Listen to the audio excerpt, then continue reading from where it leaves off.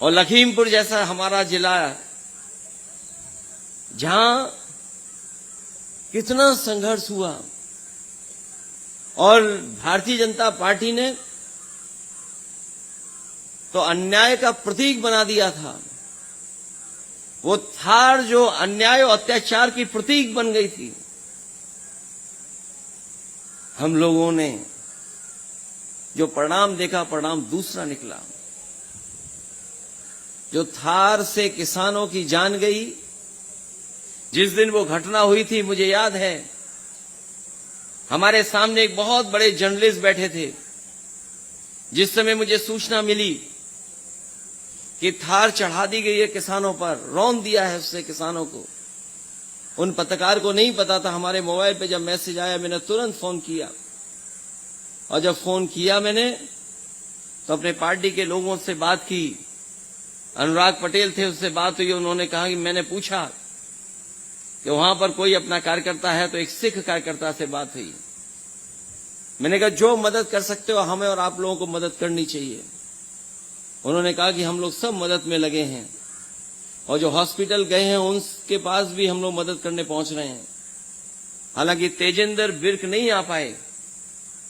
सबसे पहले अस्पताल में तेजेंद्र बिर्क से हम लोगों की बात हुई, डॉक्टर से भी बात हुई, और हम लोगों ने कहा डॉक्टर साहब से कि अगर आप इलाज कर सकते हो तो इलाज कर देना, और अगर आपके हाथ में इलाज नहीं है तो इसको रेफर कर देना।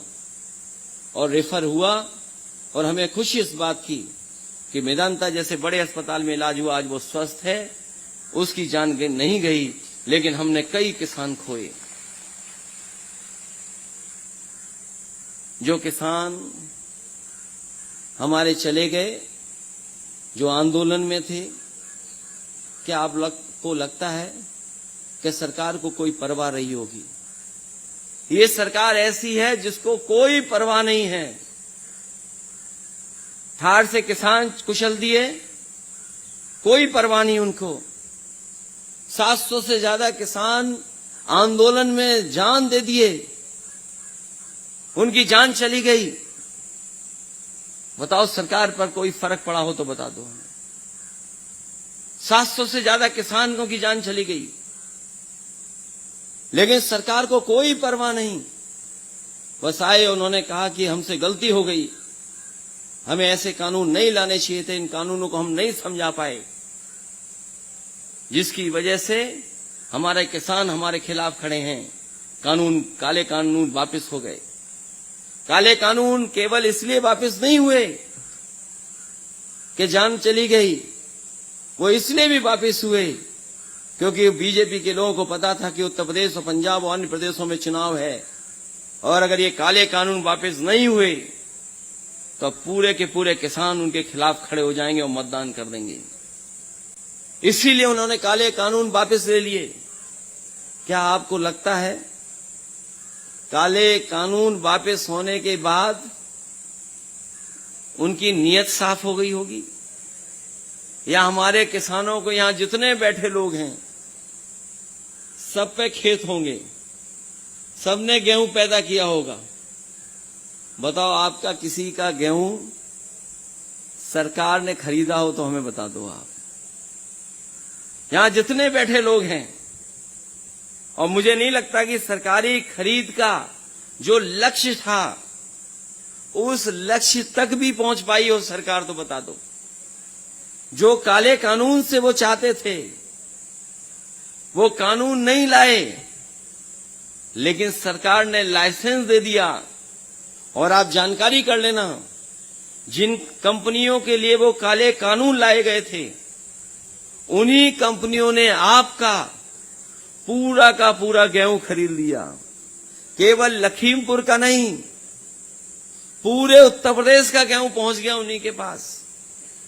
अगर सरकार ईमानदार है तो बताओ सरकार ने कितनी गेहूं खरीद की है? कोई आंकड़ा उनके पास हो तो बता दें। और मैं जानता हूं यहां बहुत सारे जागरूक लोग हैं। प्रोफेसर सुधीर पवार जी भी हैं। बताओ सुधीर पवार साहब, कहीं गेहूं खरीदा गया हो तो बता दो।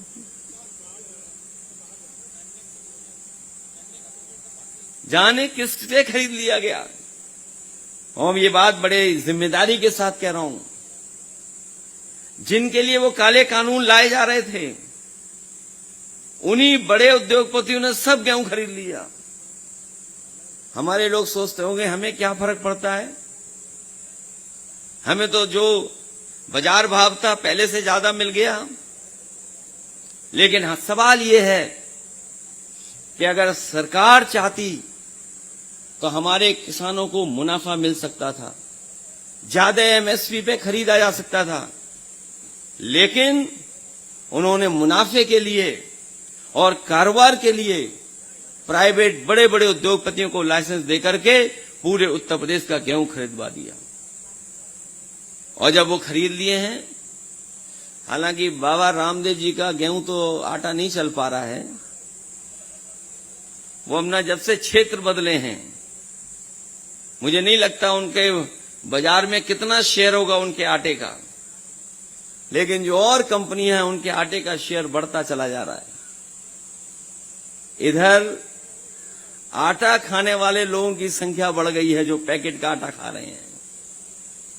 जो पैकेट में बंद बिक रहा है उसके खरीदने वालों की संख्या बढ़ गई है, क्योंकि हमारे शहर की आबादी बढ़ गई। जो हमें मुनाफा किसानों को देना था, हम लोगों ने किसानों को मुनाफा इन बीजेपी वालों ने नहीं दिया, बल्कि वही मुनाफा कैसे उद्योगपतियों को मिल जाए उस दिशा में इन्होंने काम किया।